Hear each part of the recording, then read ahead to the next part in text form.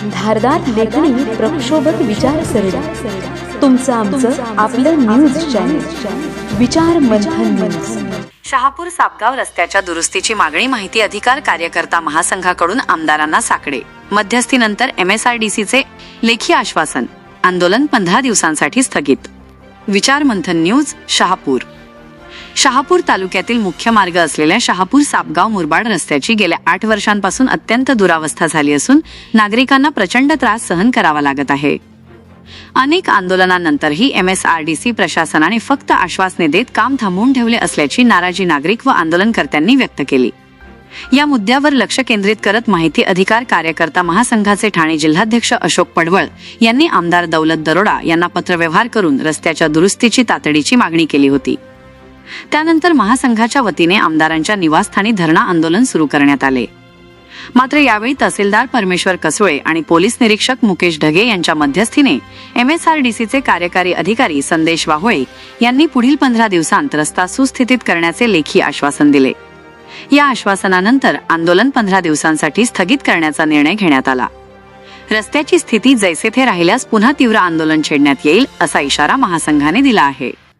उपस्थित मान्यवर शंकर वडवले राज्य उपाध्यक्ष, अशोक पडवळ जिल्हाध्यक्ष ठाणे, संतोष घुडे जिल्हा कार्याध्यक्ष, माया मगर जिल्हा उपाध्यक्ष महिला, देविदास जाधव तालुका अध्यक्ष, निलेश बांगर जिल्हा सरचिटणीस, योगेश भानुशाली शहराध्यक्ष, जयवंत भंडांगे तालुका सरचिटणीस, सचिन भोईर तालुका उपाध्यक्ष, राजेश पडवळ प्रसिद्धी प्रमुख।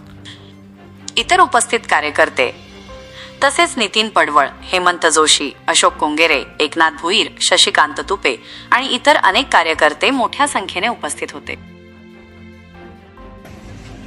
आज माहिती अधिकार कार्यकर्ता महासंघातर्फे आमदार दौलत दरोडा यांच्या निवासस्थानासमोर धरणे आंदोलन होणार होते, परंतु आज तहसीलदारांशी आता नुकताच या संघटनेची चर्चा झाली।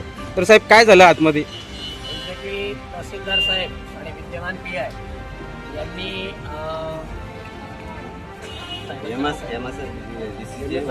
वावळ साहेबांना बोलवून घेतलं। आम्ही त्यांना आमची भूमिका सांगितली का एवढ्या कॅज्युअलिटी होत आहेत, एवढे अपघात होत आहेत, तरी शासनाचे डोळे उघडत नाही।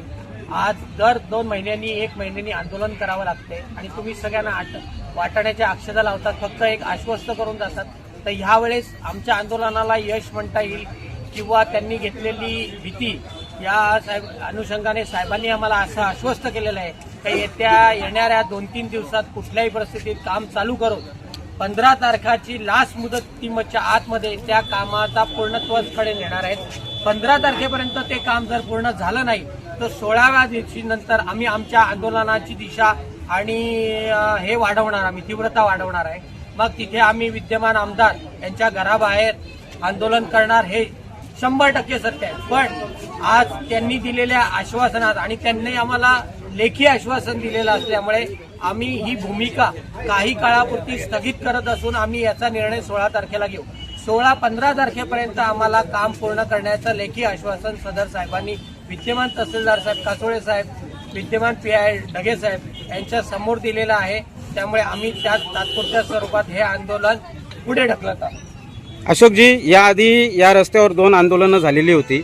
दोन्ही आंदोलनात तहसीलदार साहेबांच्या समोरच चर्चा झाली होती, परंतु तिथं फक्त आश्वासनं मिळतात, काम काय प्रत्यक्ष सुरू होत नाही। जर यावेळी तसंच झालं तर तुमची भूमिका काय असेल? आपला प्रश्न चांगला आहे आणि मान्यही आहे।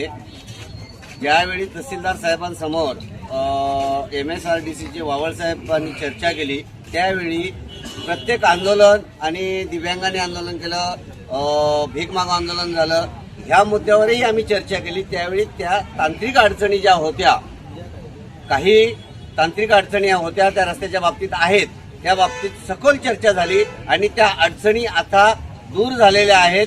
त्यांनी तसं आम्हाला लेखी पत्र दिलंय की त्या तांत्रिक अडचणी मागच्या वेळेस जी आंदोलनं झाली त्यावेळी आम्ही आश्वासनं दिली, ती आश्वासनं पाळली गेली नाही। पण ह्या वेळेस हे काम प्रथम प्रायोरिटीने चंद्रूला चालू केलं होतं, तदनंतर आता सापगावला या 15 तारखेपर्यंत आम्ही काम पूर्ण करू हे आम्हाला आश्वासित आणि लेखी पत्र दिलेलं आहे।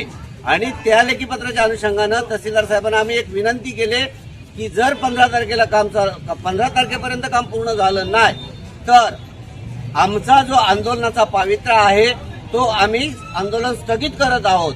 आणि याच्यापुढे भानुशाली सरांनी सांगितल्याप्रमाणे आमचं आंदोलन आता आजही आमचं एक आंदोलन शहापूरला चालू आहे आणि एक आंदोलन ठाणे जिल्हा परिषद येथे चालू आहे. तर त्यावेळी आम्ही पुढे तीव्र आंदोलन म्हणजे इथले लोकप्रतिनिधी माननीय दौलत दरोडा साहेब आणि बाळामामा म्हात्रे या दोन्ही ठिकाणी आम्ही तीव्र आंदोलन करू 16 तारखेपासून.